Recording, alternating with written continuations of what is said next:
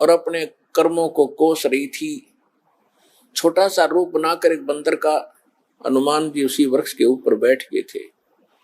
यातना देने के लिए औरतें आई थी तो भी उसने देखा था। जब वो चली गई उसके बाद फिर हनुमान जी ने ऊपर से वह अंगूठी डाल दी। वो तो राजदूत बनकर गए थे। जब अंगूठी देखी सीता ने तो आपने कथाएं खूब सुन रखी हैं, ज्यादा ना सुनाऊंगा। तो उसने सोचा कि ये बंदर अंगूठी उठाकर लाया तो मेरे पति की मृत्यु होगी। तो उसने पूछा तो फिर वो नीचे आया, अपना थोड़ा ठीक सा रूप बना के खड़े हो गए और कहा, माता मैं ऐसे ऐसे रामचंद्र जी ने भेजा हूं और ये कहानी है। अब कहने का भाव ये है कि वो जो कुछ भी उसने उद्मस्ताया हो तो आपने पता ही है, हनुमान जी ने नौलखा बाग भी उजाड़ दिया उसका और सारा कुछ कर दिया। क्योंकि आज कथा का विषय कुछ अन्य है इसलिए यहाँ लंबा प्रकरण नहीं करूंगा। तो उसमें हनुमान जी ने कहा कि माता मुझे भूख लगी है। तो उसने कहा इस बाग के किसी वृक्ष के फल को तोड़ के मत खाना भाई, नहीं तो मेरी पिटाई होगी। मेरे को आदेश है कोई फल गिर जाए तो खाना, तो टूटा हुआ अपने आप तोड़ के नहीं खाएगी। तो हनुमान जी का उठा गुस्सा, उसको गुस्सा हुआ। उसने कहा ठीक है, पहले तो सारे तोड़ तोड़ का फल खाए, फिर वो पेड़ पड़ पड़ कर समुद्र में फेंक दिए। उनको पता चला तो युद्ध हुआ, अपने पता ही है काफी। फिर लंका लुंका भी फूक फाक थोड़ी बहुत जला का आ गया। और उस समय क्या कहा कि माता जी तो आप मुझे कोई ऐसी निशानी दो जिस निशानी को मैं श्री राम को दिखाऊं और वो विश्वास कर सके हाँ सीता जी की है, खोज पक्की होगी। क्योंकि इतना समुद्र को पार करके आना है, वैसे नहीं आएंगे वो। तो सीता ने अपना एक कंगन निकाल के दे दिया, कंगन हाथ में जो पैर रखा था सोने का, और कहा भाई इस चूड़ी को दिखा देना, वो खूब समझ जाएगी। अब वो कंगन लेकर हनुमान जी ने फिर छलांग लगाई। उस दिन वो ऐसे स्थान पर आके उतरा जहां पर एक ऋषि की कुटिया थी। वो ऋषि कौन थे? मुनिंद्र ऋषि स्वयं परमेश्वर थे। वहां सुंदर बाग लगा हुआ था। कुछ क्षेत्र में एक सुंदर सरोवर भरा था जल का। तो सुबह सुबह का समय था। हनुमान जी ने सोचा कि बहुत मनोरम स्थान है और यहाँ कुछ स्नान करूंगा, सामने बाग सुंदर फलों से लदपद है, आहार करूंगा और फिर ऋषि जी भी साथ में है, इनके दर्शन करूंगा, पहले स्नान कर लेता हूं। अब जो कंगन वो लाया था उसको रख दिया पत्थर पे और स्नान करने के लिए प्रवेश किया सरोवर में। अब उन्होंने जो ही स्नान करने की चेष्टा की, लेकिन एक दृष्टि थी ऐसी कंगन पे कि जय ये कंगन गुम हो गया, कोई जानवर पक्षी उठा ले गया तो मेरी सारी मेहनत व्यर्थ जाएगी, सब परिश्रम व्यर्थ होगा। इसलिए नहा रहा था पर नजर था जैसे सर्प का मणि के ऊपर रहती है ओस चाटते समय, तो इसी प्रकार नहा रहा था, दृष्टि कंगन पे। इतने में एक बंदर आया, दौड़ा दौड़ा और कंगन उठाकर भाग लिया। आगे आगे बंदर, पीछे पीछे हनुमान। उस ऋषि के आश्रम में बंदर प्रवेश कर गया। बाहर आंगन में एक घड़ा रखा था, अच्छा बड़ा घड़ा। बंदर दौड़ता दौड़ता घड़े में कंगन डालकर आगे भाग गया। अब सुखी सांस ली कि कोई बात नहीं, ये समुद्र में डाल देता तो बात बिगड़ जाती, घड़े में डाल दिया। फिर धीरे धीरे चले हनुमान जी। पहले घड़े में देखा उसने, ऋषि को तो पीछे प्रणाम करना था। तो घड़े में क्या देखा कि घड़े के अंदर ऐसे ऐसे कंगन हजारों की संख्या में पड़े, सेम टू सेम। अब उसने सोचा भाई मैंने तो इतनी पहचान नहीं, कोई कंगन कौन सा है। और श्री रामचंद्र जी तो सारा जानते हैं, उनके कंगन के ऊपर सारी निशानियों को पहचानेंगे, और मैं कोई गलती से दूसरा उठा ले गया तो वो मानेंगे नहीं। इसलिए वो ऋषि जी के चरणों में प्रणाम किया। परमात्मा ने मुनिंद्र रूप में बैठे थे, पूछा कि पहलवान कैसे आए। हनुमान जी ने कहा कि ऋषि जी आप कौन सी दुनिया में रहते हो? मुनिंद्र जी ने कहा, क्या बात है, मैं तो इसी पृथ्वी धरातल पर ही तो रहता हूं, कि आपको नहीं पता आज श्री राम के ऊपर कैसी आपत्ति आई है, ऐसे ऐसे उसकी पत्नी गुम हो गई थी, वो माता की खोज करके मैं आया हूं। तो परमात्मा ने पूछा कि भाई कौन से राम की बात कर रहा तू? वो कहता है, अच्छा कमाल करते हो ऋषि जी, आपको ये नहीं पता राम कौन है? परमात्मा ने कहा, बताओ तो श्री, के दशरथ पुत्र श्री रामचंद्र जी, उनका वनवास हुआ था, ऐसे ऐसे सीता उठा दी थी और आज मैं खोज करके आया हूं ऋषि जी। परमात्मा बोले कि ऐसे ऐसे 30 करोड़ राम हो लिए तेरे, और तेरे जैसे हनुमान यही लीला करते रहे।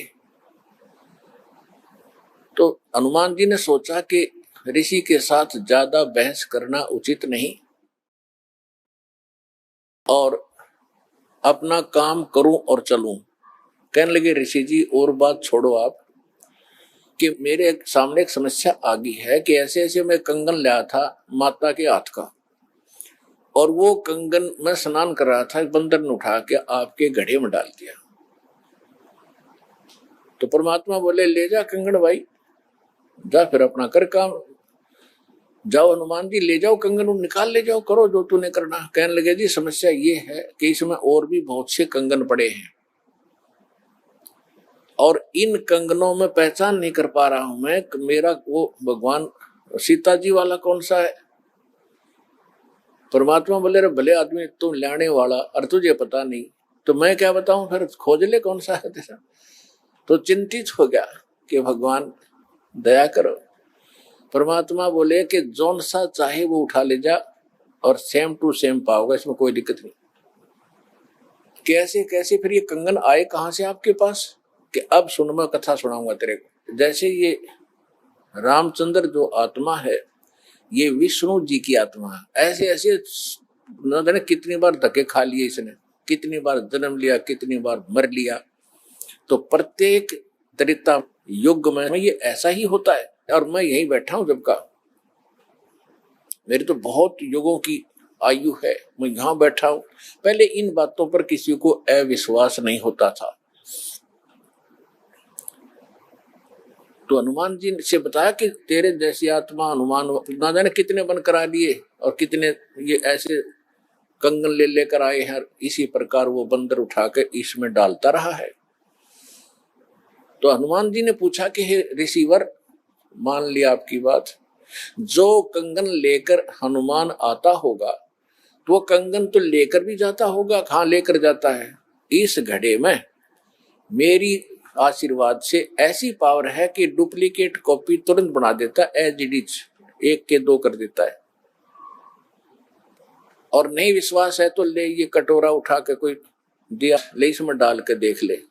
हनुमान जी ने कटोरी उठा के उसमें डाली, तुरंत 2 होगी, 1 जैसी। अब वो दोनों को देख रहा, सचमुच ठीक है। तब हनुमान जी को कुछ विश्वास हुआ कि संत नहीं, ये कोई और ही महापुरुष हैं, बड़े सिद्धि युक्त हैं, और सारी कथा को सही जानने वाले हैं। लेकिन कहा, महाराज मैं आपकी बात से सहमत हूं, होगा कोई और भगवान, पर अब मुझे समय नहीं आपकी सारी बात सुनने का, क्योंकि मैं परमार्थ के काम में लगा हूं। परमात्मा बोले, भाई ठीक है, ले जाए, कोई कंगन निकाल ले जाए बेटा, सारे एक जैसे मिलेंगे। वो उठाकर ले गए कंगन को, लेकिन हनुमान जी को फिर भी विश्वास नहीं हो रहा था। जब श्री रामचंद्र जी को दिखा दिया और रामचंद्र जी ने ओके कर दिया, जब हनुमान जी को संतोष हुआ कि 3100 की 100 सत बात हो, वो उधर से वो ऋषि की घटना भी नहीं भूल पा रहा था, उधर से फिर युद्ध भी शुरू होना था। कहने का भाव ये है, बात फाइनल होगी कि सीता वहां है, सारे लक्षण बता दिए, और वो कंगन को देखकर रामचंद्र जी को विश्वास हुआ। अब समस्या आई कि उसके ऊपर पुल बनाएंगे समुद्र पर। वो कथा आपको सुना दी कि 3 दिन तक स्वयं रामचंद्र जी घुटनों पानी में खड़ा होकर के याचना करता रहा तीसरे दिन जब उसने कहा लक्ष्मण से कि बरा अग्नि बांध दे, ये लातों के भूत बातों से नहीं मानते, इसको फूकता हूं। 3 दिन हाथ जोड़ता रहा कि हे सागर राज मुझे रास्ता दे दो, ये मान नहीं रहा। तब विपर रूप धारण करके समुद्र आया। उसने कहा कि भगवान ऐसा ना करो, इसमें ना जाने कितने जीव जंतु हैं, सब नष्ट हो जाएंगे, आपको पाप लगेगा। और ये जल सारा समाप्त हो गया तो ये गड्ढा बन जाएगा हजारों किलोमीटर गहरा, आप फिर भी नहीं जा सकते। कि हे रामचंद्र जी ऐसा काम करो, सर्प भी मर जाए लाठी ना टूटे।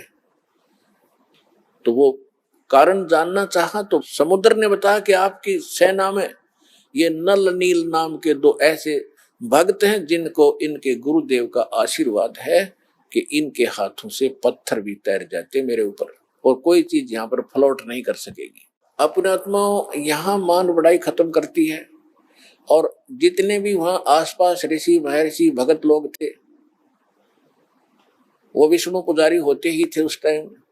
तो सब ने पता चला कि विष्णु के अवतार श्री राम आए हैं, श्री राम की पत्नी उठा ली गई है, पता चल गया है वो रावण के यहाँ है, उसके ऊपर चढ़ाई करेंगे, लड़ाई करेंगे।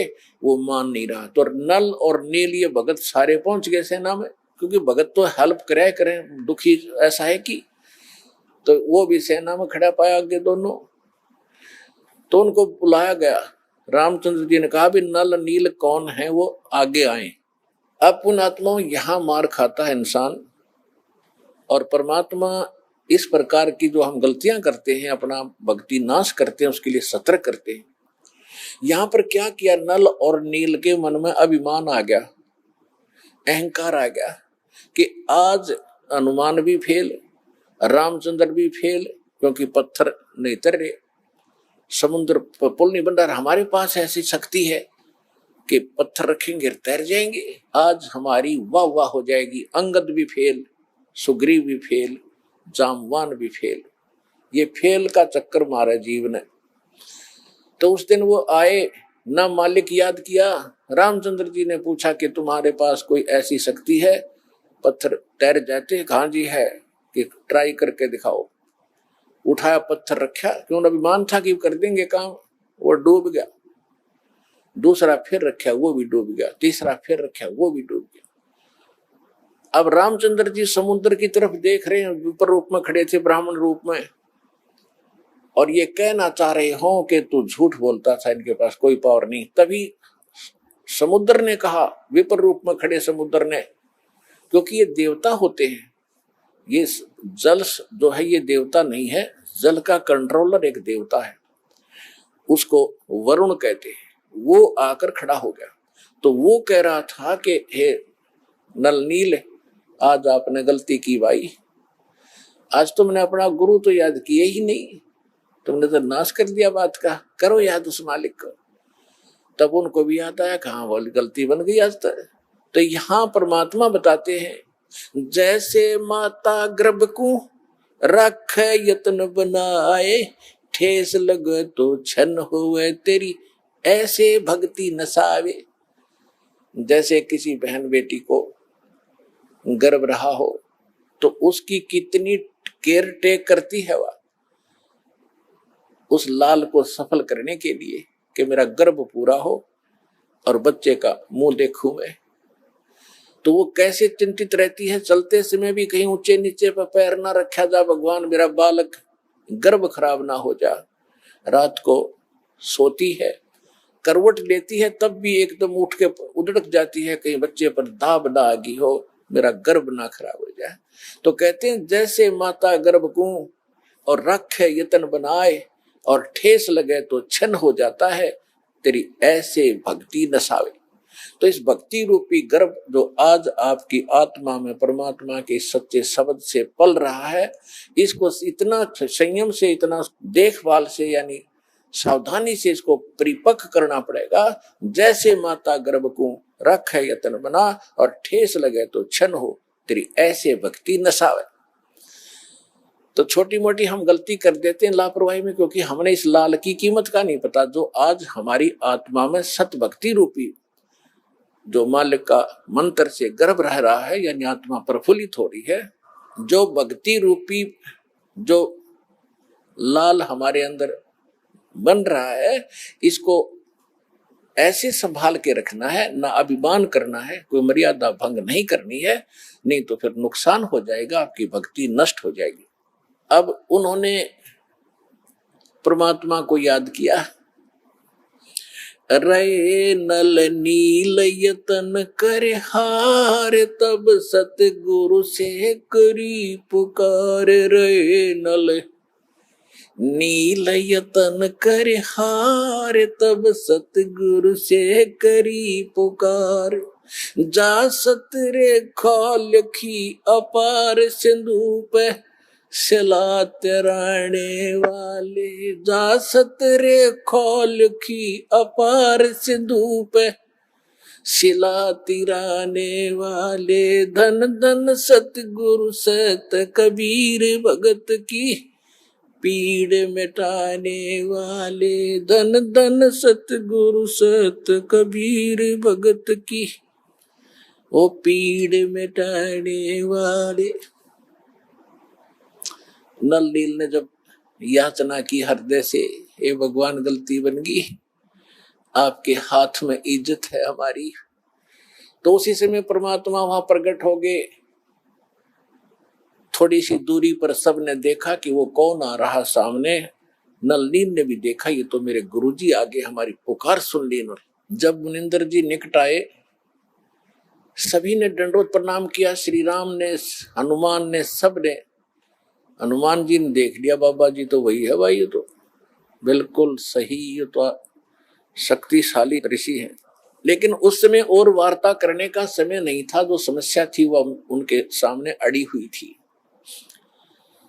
तब श्री रामचंद्र जी ने मुनिंद्र ऋषि से अर्ज की थी, भगवान आज हमारे सामने ये समस्या आई है। अभिमानी रावण हमारी याचना नहीं मान रहा है। हमने उसे खूब दूत भेजकर, अंगद को, हनुमान जी को, सबको भेजकर उससे प्रार्थना कर ली है, इसको लौटा दे मेरी पत्नी को। वो माना नहीं। अब नहीं माना तो हमने युद्ध करना पड़ेगा, और उसके लिए रास्ता चाहिए समुद्र पर। समुद्र रास्ता दे नहीं रहा। इसने विधि बताई कि आपके शिष्यों के पास यह शक्ति थी, मेरा दुर्भाग्य कि आज इनके हाथों में भी शक्ति नहीं रही। तो परमेश्वर ने कहा कि आज के बाद इनके हाथों में यह शक्ति रहेगी भी नहीं। इन्होंने बहुत बड़ी गलती की है, जो हम मैं रोज बताता हूं कि अभिमान से भगवान कोसों दूर है, और इतने दिन के बाद इतना दुख था इनके ऊपर, इन्होंने फिर बकवास कर दी। अब इनके पास यह शक्ति नहीं रही। तो श्री रामचंद्र जी ने कहा कि हे ऋषिवर, मेरी समस्या का समाधान करो। जब आप अपने बच्चों को, अपने शिष्यों को आशीर्वाद दे सकते हो शिला चराने का, तो आप खुद भी कृपा बख्श सकते हो, मेरे लिए लंका में जाने का रास्ता बना दो। तब परमेश्वर ने कहा, ठीक है भाई, मेरा वचन है तेरे बाप तय। परमेश्वर ने कहा था कि तेरे बाप से मेरा वचन है कि तेरा पुल बनवाऊंगा। अब ये रामचंद्र जी का समझ में नहीं आई, मेरे बाप से और क्या वचन है इनका, क्या वायदा है। परमात्मा ने अपनी प्यारी आत्मा धर्मदास जी को बताया था कि जब मैं प्रथम सतयुग में सतलोक से यहाँ आ रहा था, तो बीच में इस काल की एक तपस्या है, वहां पर जीव दुखी किए जा रहे थे, और मैं जोग जीत रूप में अपने पुत्र के रूप में वेशभूषा में था। तो इसने पहले मेरे साथ कुछ बकवास करी थी, ज्योत निरंजन ने इसकी पार नहीं बसाई थी, तो मेरे चरणों में गिर गया था। और इसने मेरे से वचनबद्ध करवा कर कुछ प्रार्थना की थी कि कुछ और सुविधा मुझे देना। उनमें से एक तो ये थी कि मेरा पुत्र विष्णु श्री राम रूप में जाएगा, और ऐसे उसके प्रारब्ध में लिखा है कि उसकी पत्नी को रावण उठाएगा, समुद्र पर पुल नहीं बनेगा, आपके बगैर वहां कोई कृपा नहीं कर सकेगा, उसकी हेल्प नहीं कर सकेगा। तो परमात्मा ने स्वीकार किया था कि मैं ये काम भी करूंगा। फिर दूसरा वर्ग क्या था कि वो फिर समुद्र के ऊपर उसने जो तीर त्यार दिखा के जबरदस्ती धमका के रास्ता लेना चाहा था, इसका प्रतिशोध समुद्र लेगा। वो क्या करेगा कि जब ये श्री कृष्ण रूप में जाएगा, और फिर ये क्या करेगा बाद में मृत्यु के उपरांत, एक राजा को दर्शन दे करके जगन्नाथ का मंदिर बनवाना चाहेगा अपनी महिमा बनाए रखने के लिए, तो उस पुरी के स्थान पर जो जगन्नाथ मंदिर बनवाओगा उसको समुद्र इस प्रतिशोध में नहीं बनने देगा कि इसने मेरी बेइज्जती की थी तीर दिखा के राम रूप में, इसका प्रतिशोध लेकर वो मंदिर ने बनने नहीं देगा, बार बार तोड़ेगा।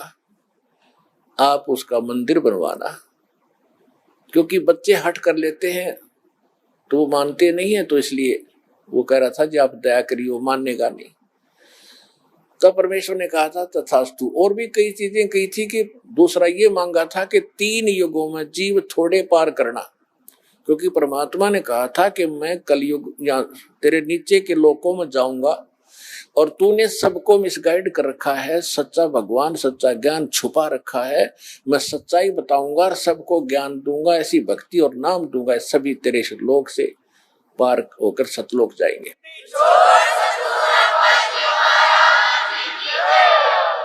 इस बात से वो बहुत दुखी हो गया कि तो मेरा नाश करेगा, मेरे बाग को उजाड़ेगा, क्योंकि काल ने हमारे को मिसगाइड करके धोखा करके मूर्ख बना के विवश करके और इस कच्ची बेड़ियों से बांध रखा है, ये शरीर दे दिया, इसमें हाड़ चाम मांस सारा थूक टट्टी पेशाब सारा भरा पड़ा है और हमने इतना प्यारा लगा है ये छूट नहीं जा। परमात्मा कहते इतना बढ़िया शरीर दूंगा, वहां जाकर ना नाड़ी होगी ना नस होगी, ना कोई बीमारी ना हारी, ना कोई बीपी हाई ना लो होगा। तो वो हमने पता ही नहीं था कोई ऐसा भी स्थान है जहाँ ऐसा सुख है। तो परमात्मा ने कहा था तेने क्या हाल कर रखा उन बच्चों का सारा, कोई गधा बना दिया कोई कुत्ता बना दिया, और जो मनुष्य वो कौन से सुखी हैं, उनको ऐसा ज्ञान दूंगा और ऐसा मंत्र दूंगा वो यहाँ भी सुखी होंगे, मेरे साथ सत लोग जाएंगे। तो इस बात से वो दुखी हो गया था काल कि तो नाश करेगा मेरे बाग न उजाड़ेगा। भगवान का पता लग गया, सच्चे स्थान का पता लग गया तो यहाँ कौन रहेगा। तो तब उसने चरणों में गिर के रा करके कबीर भगवान से याचना की थी कि 3 युगों में जीव थोड़े ले जाना और चौथे युग में आप कितने ले जाना। और फिर ये पुल बनवाने का, जगन्नाथ के मंदिर को बनवाने का ये भी प्रॉमिस करवाया था। जब उसने सारा परमात्मा ने प्रतिज्ञा कर ली थी तो फिर ये खलनायक है, ये विलियन है, धोखेबाज और ठग है, इसने तुरंत अपना आंखें बदल ली और कहा जाओ जोग जीत संसारा जीव न माने कहा तुम्हारा। कहते हैं 12 पंथ करूं मैं साजा नाम तुम्हारा ले करूं आवाजा, और 12 पंथ नाम जो ले ही वो मेरे मुख में आन सुनोही। और पहले अंश हमारे जाई और पीछे अंश तुम्हारे आई, और जाइयो जोग जीत संसारा। परमात्मा ने कहा था कि फिर मैं त्रेता युग में जाऊंगा, ठीक है भाई, चौथे युग में जाऊंगा कलयुग में और फिर पार कर लूंगा। तने गलती तो मेरे से करवा ही ली। वैसे मालिक ने गलती नहीं की, दाता को पता था कि सतयुग त्रेता द्वापर में ये दुखी नहीं होंगे, और जब तक जीव दुखी नहीं होगा इतना भगवान नहीं पहचान सकता। इसलिए दाता ने जानबूझकर उसको यश कर दी थी, और वो बन गया था सियाना, अपने आप इंटेलिजेंट बन रहा था। मैंने रोल मार ली भगवान की है, मैंने इनकी अकल मार ली, मालिक ने अकल मारी उसकी।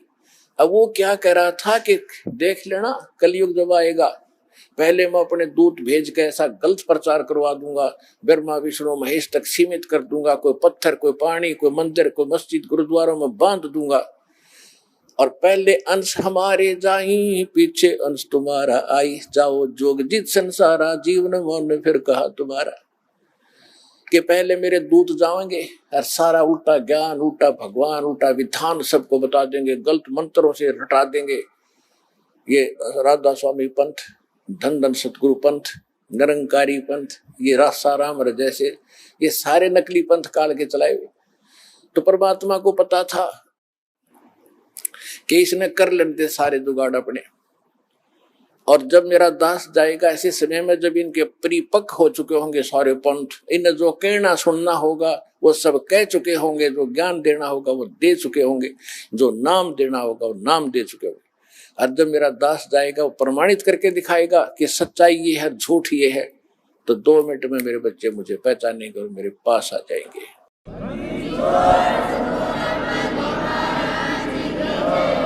परमेश्वर ने कहा था कि चौथा युग जब कलयुग आई तब हम अपना अंश पठाई, और घर घर देखो बोध विचारा और सतनाम सब ठोर उचारा। तो इस प्रकार परमात्मा ने जो बताया था कि चौथा युग जब आएगा और कलयुग बीतते 5500 पाचा, जब ये वचन मेरा होगा साचा। कलयुग बीत जावे जब एता, सकल सृष्टि सभी प्राणी परम पुरुष पद चेता। कि जब वो कलयुग 5500 वर्ष बीत जाएंगे तब ये मेरी बात सच्ची होगी कि घर घर में सतनाम का जाप होगा, घर घर में मेरे ज्ञान की चर्चा होगी। लेकिन ये उस समय सच्चा होगा जब कलयुग 5505 बीत जाएगा और उस समय सभी को पता होगा कि एक परम पद है। कौन सा? गीता अध्याय नंबर 18 के श्लोक नंबर 62 में, जिसके विषय में कहा कि अर्जुन तू सर्वभाव से परमेश्वर की शरण में जा, उसकी कृपा से तू परम शांति को और सनातन परम धाम को, शाश्वत स्थान को प्राप्त होगा। गीता अध्याय नंबर 15 के श्लोक नंबर 4 में कहा कि तत्वदर्शी संत की प्राप्ति के उपरांत उस तत्व ज्ञान से इस अज्ञान को काटकर उसके पश्चात परमेश्वर के उस परम पद की खोज करनी चाहिए, जहां जाने के बाद साधक कभी लौटकर संसार में नहीं आते। और जिसने सबरमंडल की रचना की, उस परमेश्वर की उस परम पद की यानी अमर लोक की, शाश्वत स्थान की खोज करनी चाहिए। तो यहां परमात्मा कह रहे हैं कि चौथा युग जब कलयुग आई तब हम अपना अंश पठाई और घर घर देखो बोध विचारा, घर घर में तत्व ज्ञान का चर्चा चला करेगी और सतनाम सब ठोर उचारा। सतनाम का सबको दिया जाएगा। आज तक सतनाम की छींट भी ना लगी थी, ना राधा स्वामी वालों को, ना धन सतगुरु वालों को। सतनाम सतनाम का तो बहुत गुणा गीत गाते हैं और कख नहीं पता इनको। ऐसे ही सिख समाज को सतनाम का कोई पता नहीं था। नानक साहिब जी सतनाम का जाप किया करते थे, 2 अक्षर का जाप था। लेकिन इन महापुरुषों को परमात्मा ने सख्त हिदायत दे दी थी कि अभी डिस्क्लोज ना करना, नहीं तो काल के दूतों का दाव लग जाएगा और ये सब बच्चे मुझे पहचान नहीं पाएंगे। तो महापुरुष थे, उन्होंने जो कह दिया सो फाइनल। को तो भगवान से मिलकर आए थे, भगवान की एक एक बात को उन्होंने स्वीकारा और उसी तरह आचरण किया। तो अब परमात्मा ने कहा कि जो 5505 वर्ष बीत जाएगा कलयुग, उसके बाद सबके मुंह पर सतनाम का जाप होगा। आप देख रहे हो, धन धन हो गए आप। इस सतनाम का किसी को पता भी नहीं था, आप सतनाम का जाप कर रहे हैं 8-8 10-10 वर्ष के। तो सौभाग्य तुम्हारा, भगवान के विशेष कृपा पात्र बच्चे हो आप, जो सतलोकाश्रम बरवाला जिला हिसार हरियाणा में पहुंच रहे हो, दीक्षा प्राप्त कर रहे हो।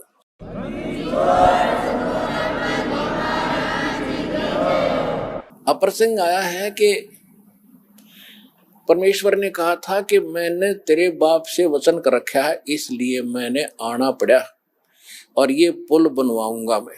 अब रामचंद्र के बात समझ नहीं आ, मेरे पिता से कैसे वचन हुए होंगे। सोचा कभी बात होगी इनकी, पिताजी के पास साधु संत आते ही रहे थे। तो परमेश्वर एक सोटी ले रहे थे हाथ में, डंडा, और परमात्मा ने कहा कि आ जाओ मेरे साथ साथ। इस पहाड़ के चारों तरफ एक चक्कर लगाता हूं, निशान लगा दी, रेखा कि एक बहुत बड़ा पहाड़ था, उसके चारों तरफ का एक लाइन खींचा है, रेखा। परमात्मा एक रेखा खींच दी डंडी से कि इसके बीच बीच के पत्थर मैंने हल्के कर दिए, फ्लोटिंग कर दिए, और इनको उठाओ और फोड़ो, तराशो और पुल बनाओ। नल और नील को फिर भी सेवा दे दी कि ये राज मिस्त्री रहे हैं और इनको पत्थर तराश के सेट करना आता, इसकी मदद लेना और नल नील सहायता करना इस परोपकार में। तो नल नील ने वो राज का काम कराया था उनमें, उनको तराश तरूश के एक दूसरे में फंसा दिया ताकि वो अड़े रहे।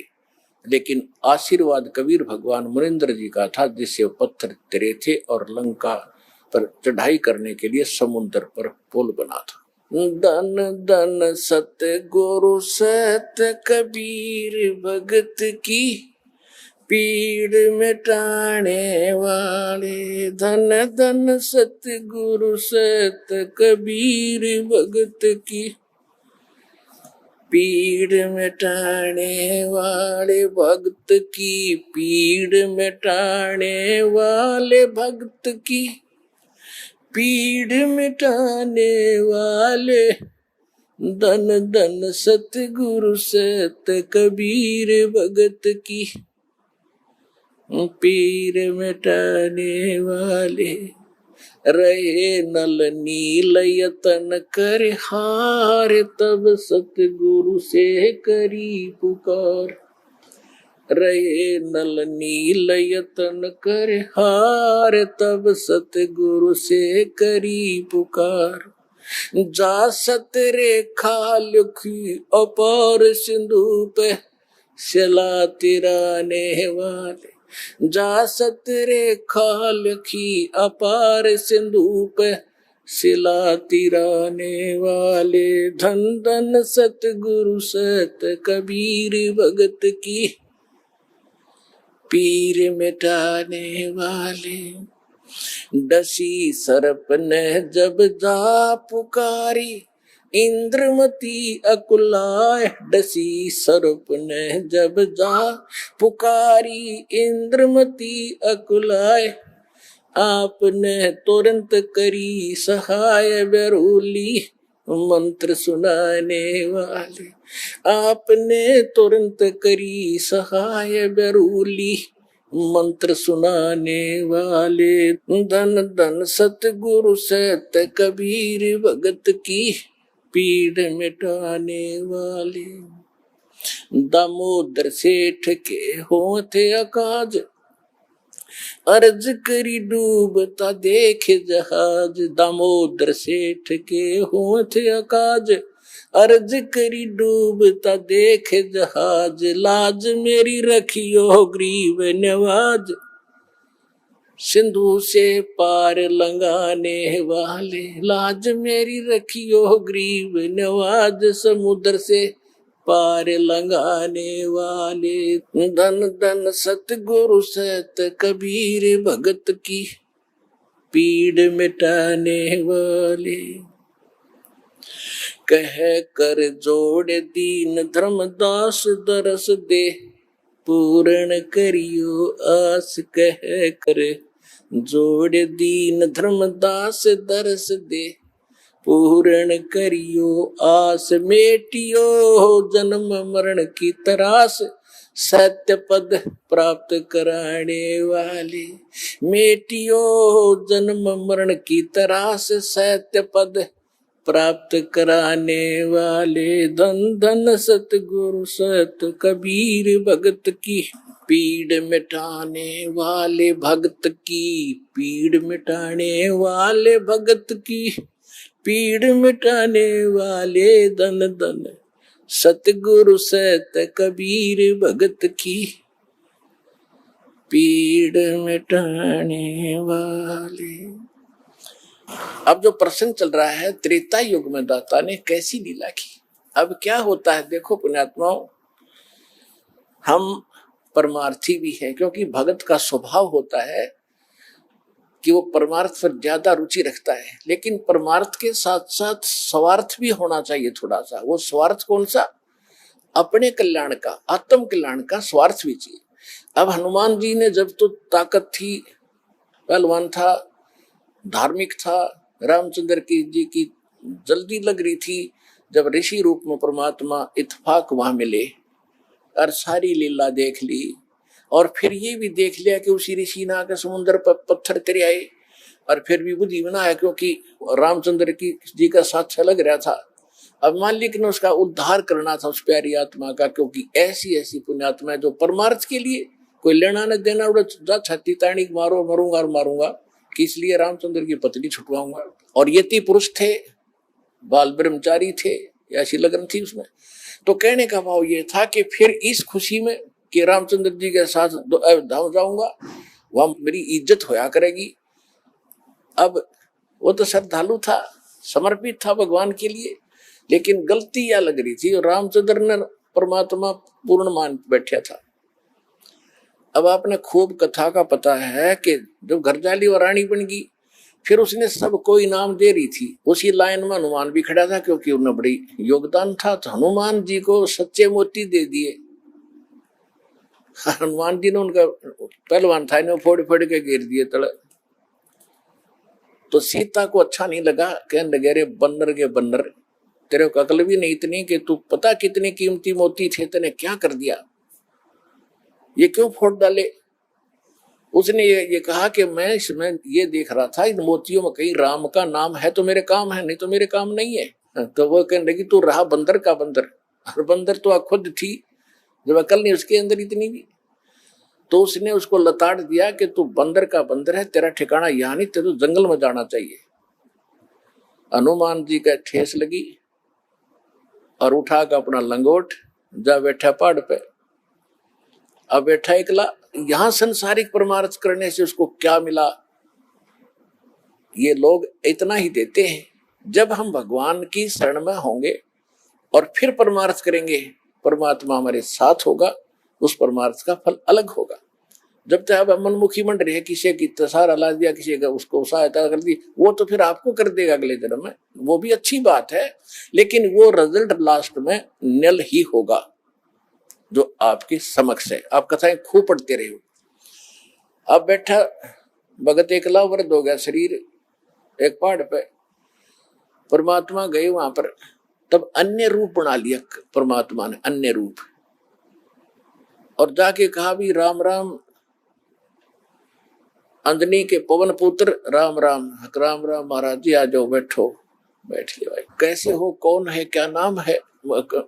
तूने बताया भाई मेरा नाम तो कोई है नहीं, मैं तो ऐसे भटक रहा हूँ और परमात्मा की खोज में लगा हुआ हूँ, ऐसे ऐसे मुझे, आप भगत आदमी हो, आपसे दो चर्चा करने यहाँ बैठ जाता हूँ, थोड़ी देर राम नाम की चर्चा कर लुका, करो करो।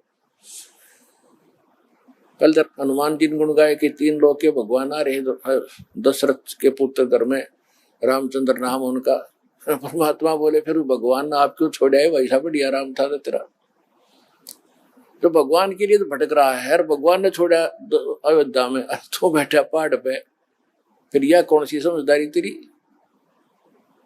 अब हनुमान जी ने सोचा भाई बात तो बाबा जी ने काटे की कही। कहने लगा भाई जिसको भगवान मान बैठे, राम नहीं है, ये तो नाम रामचंद्र है इसका। राम तो कोई और है जो सुप्रीम पावर है, उसका भेद मेरे पास है। इस राम तो पता नहीं कितने मर लिए। तब उसने कहा कि ये बात है बाबा जी, और क्या था मुझे ऋषि जी वहां पर। तब परमात्मा ने वो रूप बनाया कि भाई मैं हूं वही, तेरे लिए भटक रहा हूं प्यारी आत्मा। चरणों में शीश रख दिया हनुमान जी ने कि महाराज जी मुझे ज्ञान बता दो। परमात्मा बोले अब थक लिया तू संसार से, देख लिया तेने क्या उपकार किया, तुझे क्या मिला वहां से, और उनको क्या मिलेगा वो फिर बता दूंगा, अब तेरे जचे को नहीं। सीता तो घर से निकाल ली जाएगी, और रामचंद्र डूब कर मरेगा सरयू नदी में लास्ट में। इनकी ये हालत होती है यहाँ पर। अब जब तो हनुमान जी का सारी साची लगे थी, क्यों उसका जूते लाग लिए वहां से। तब ने बोला महाराज वह सच्चा ज्ञान बताओ, मैं सारी सुनूंगा। सारा ज्ञान बताया कि मैं सीधा नु का भगवान हूं तो नहीं जचा कि मैं उस परमात्मा का संदेश लेकर आता हूँ, चारों युगों में आता हूँ। सारी कहानी सुनकर कति साची मान ली, और फिर कहा कि जब आंखें देखूं कि अभी आप वहां से आते जाते हो तो तब कुछ यकीन हो। तो परमात्मा वहां से उड़े आकाश में, और उसको दिव्य दृष्टि दे दी हनुमान जी ना, तो 1 किलोमीटर पाछे कुछ दिखा को नहीं। हनुमान जी देख रहे यहाँ से बैठे, वो ज्वालिए सारे लोग दिखे, राम कृष्ण नर के नीचे रह गए, और वो पहुंच गए सतलोक में, वहां तक देख रहा है। फिर कहा कि महाराज वापस आ जाओ, मेरा पूरा विश्वास हो गया। तब वापस आ गए। तब हनुमान जी ने नाम लिया उस परम पिता से, तब उस आत्मा का कल्याण हुआ। पुण्यात्मा ये है सत्यनारायण कथा।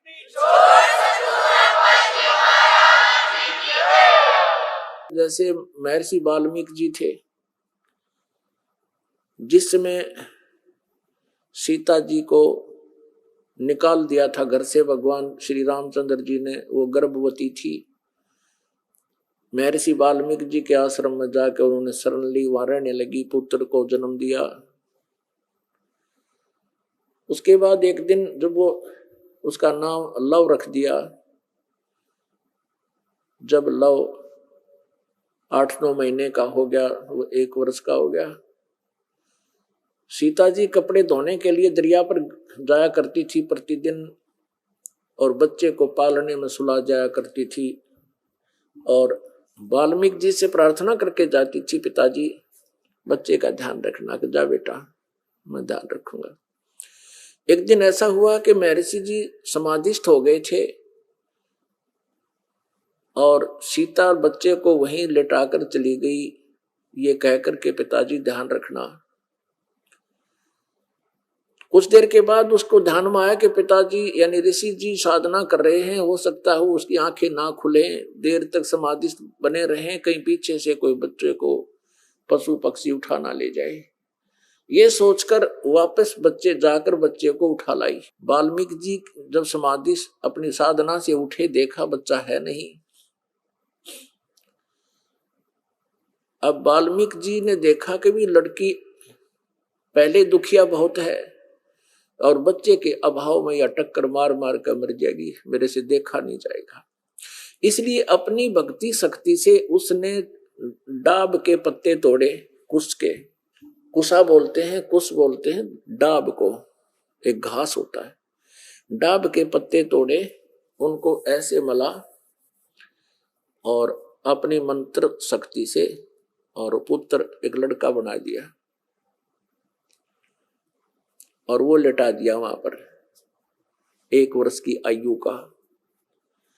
अब सीता वापस आई, उसने पूछा पिताजी ये दूसरा लड़का किसका है? तब ऋषि जी ने देखा कि लड़की तो बच्चे को गोद में लिए हुए है।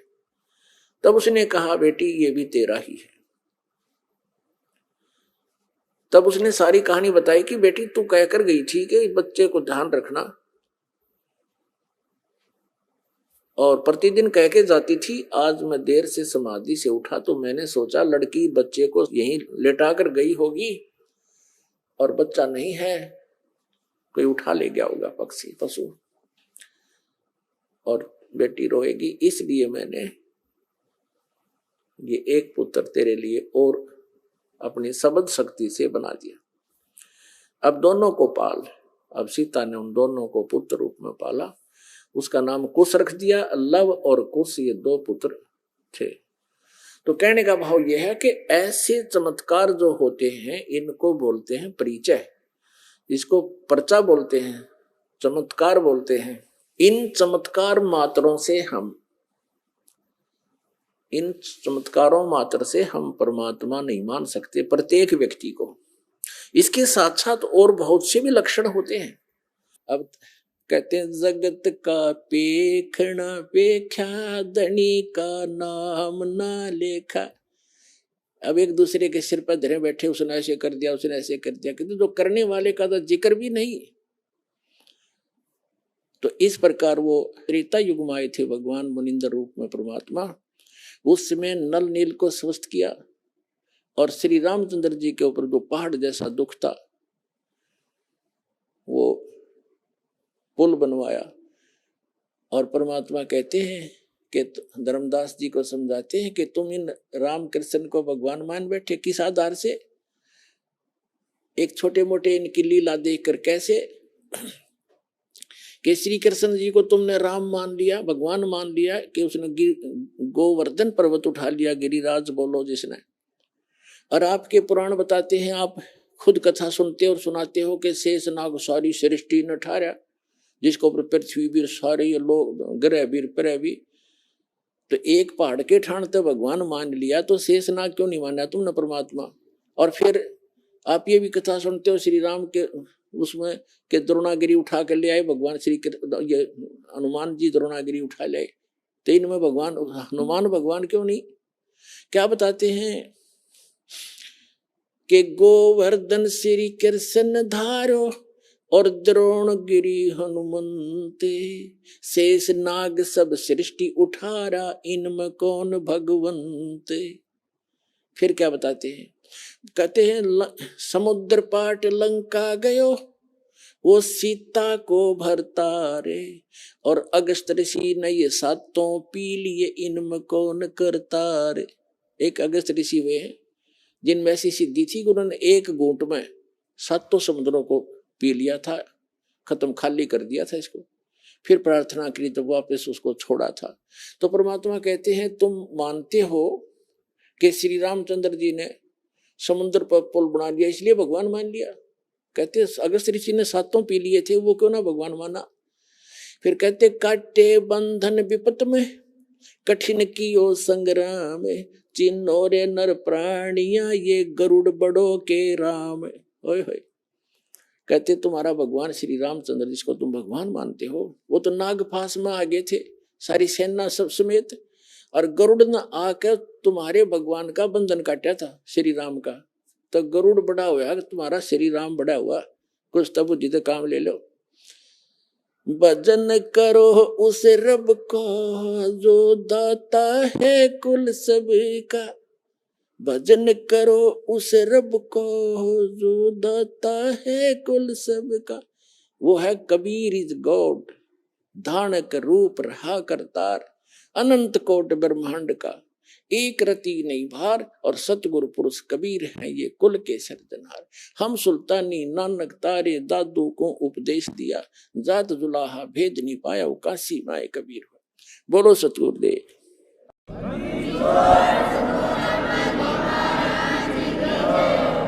आइए अब हम उन श्रद्धालुओं के अनुभव जानते हैं जो जगत गुरु तत्वदर्शी संत रामपाल जी महाराज जी से दीक्षा प्राप्त कर चुके हैं तथा उनके द्वारा बताए गए भक्ति मार्ग पर चल रहे हैं। सर नमस्कार। नमस्कार सर। क्या नाम है आपका? सर मेरा नाम महेंद्र बघेल है। महेंद्र सिंह जी, कहाँ से आए आप? सर मेरा गांव भुरसी है, तहसील बजाग, जिला डिंडोरी, एमपी से सर। सर क्या करते हैं आप?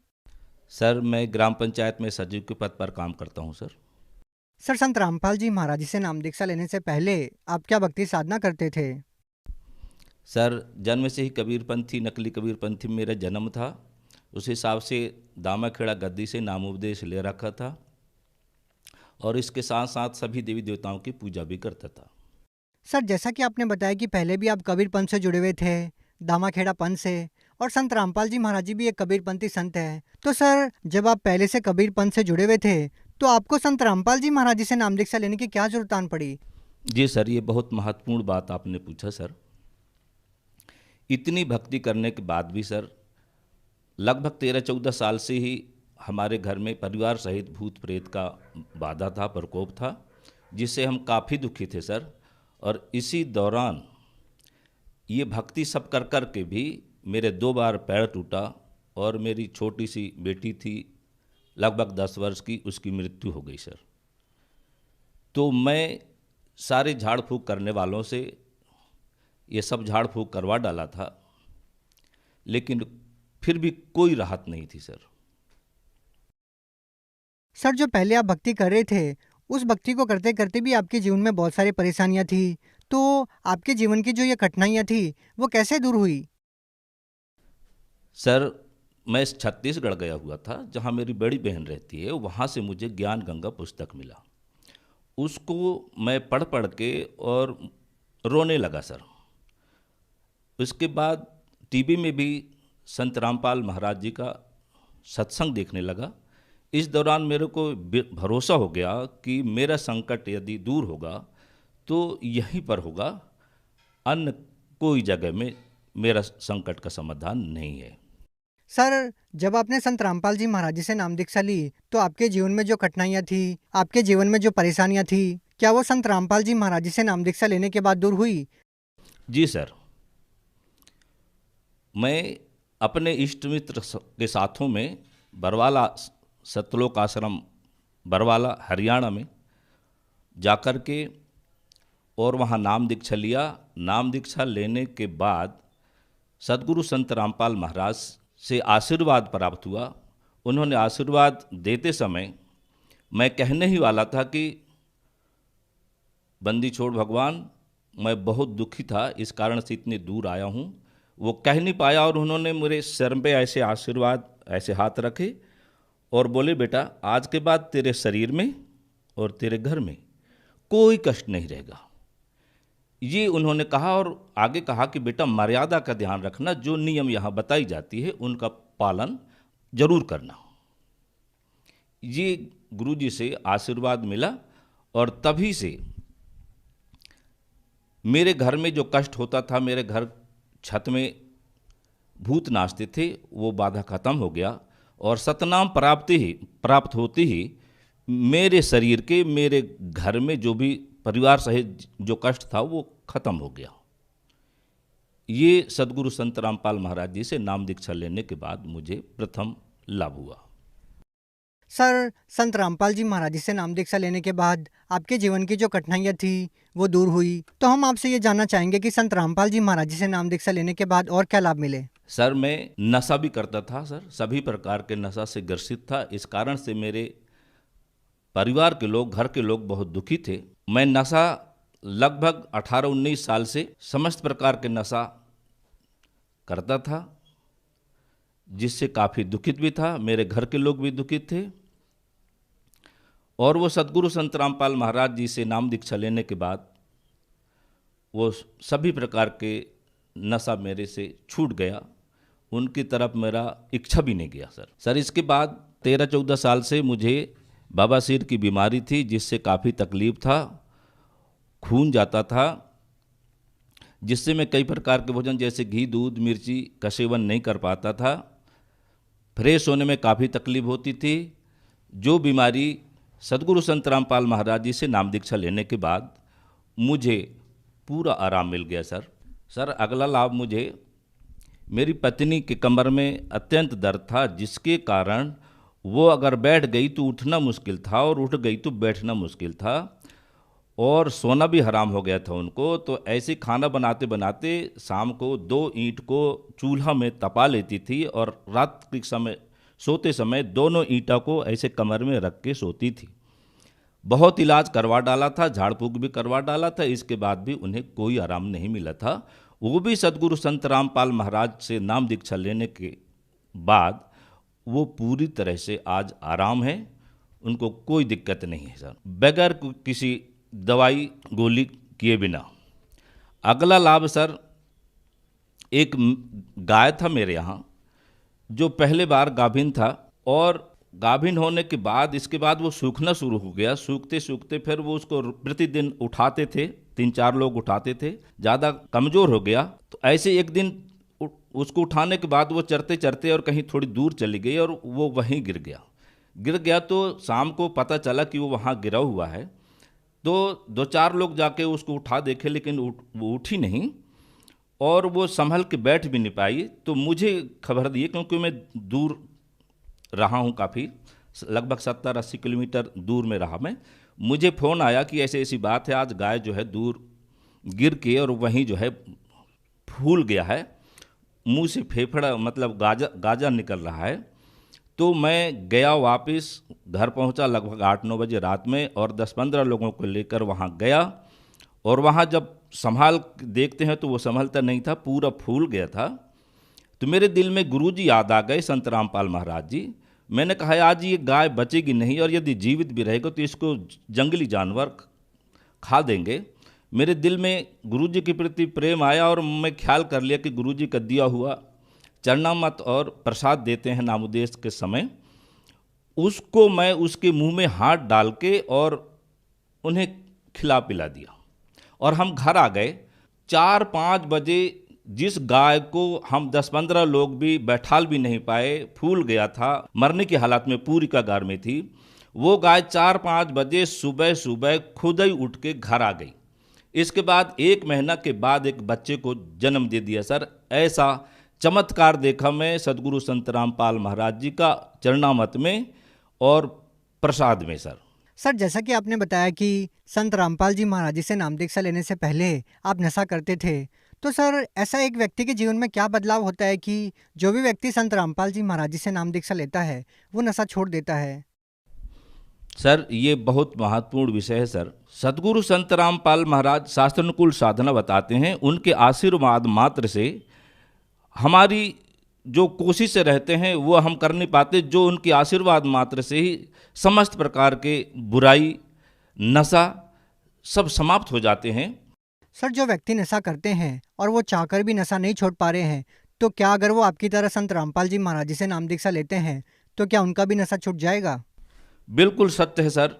कोई भी नाम दीक्षा लेगा, वो नाम दीक्षा लेकर के सदगुरु संत रामपाल महाराज के आशीर्वाद मात्र से उनकी समस्त प्रकार की बुराई और ये सभी प्रकार के नशा बिल्कुल छूट जाएगा सर, इसमें बिल्कुल संदेह नहीं है।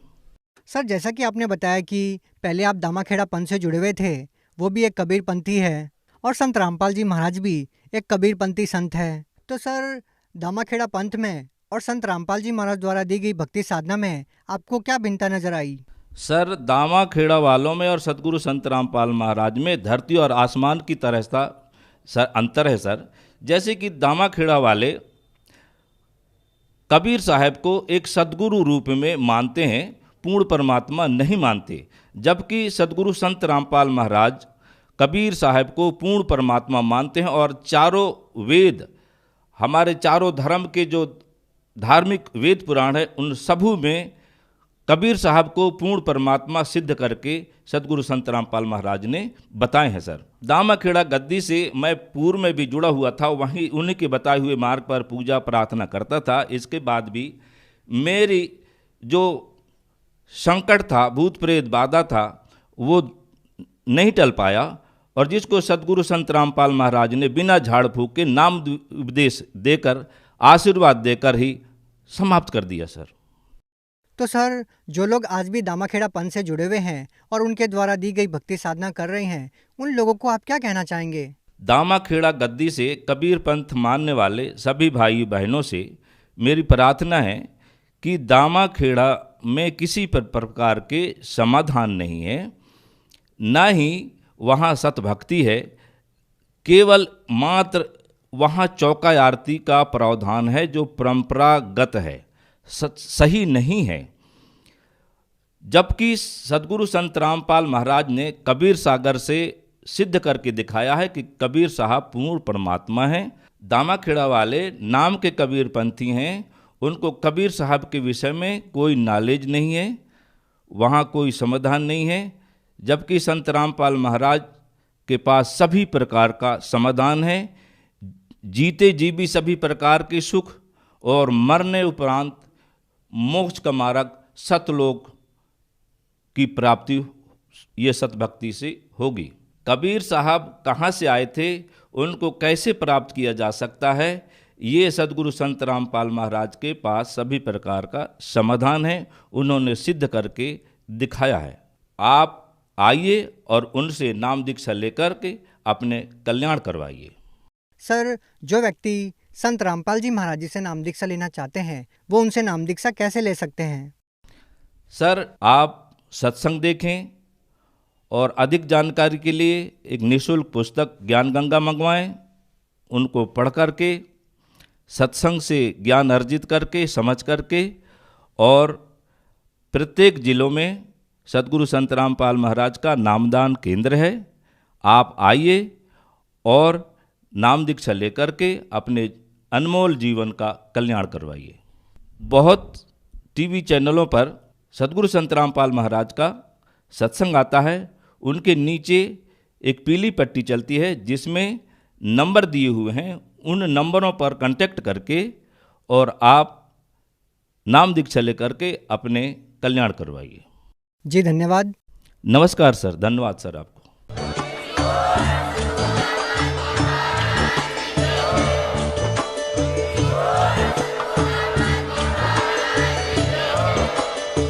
सुन रहे थे जगत गुरु तत्वदर्शी संत रामपाल जी महाराज जी के मंगल प्रवचन। अधिक जानकारी के लिए विजिट कीजिए हमारी वेबसाइट www.jagatgururampalji.org। संत रामपाल जी महाराज जी के शुभ आशीर्वाद से पूरे विश्व भर में 500 से भी ज्यादा नाम दीक्षा केंद्र हैं, जिन पर संत रामपाल जी महाराज जी द्वारा ऑनलाइन निःशुल्क नाम दीक्षा दी जा रही है। अपने नजदीकी नाम दीक्षा केंद्र का पता करने के लिए संपर्क करें 8222880541।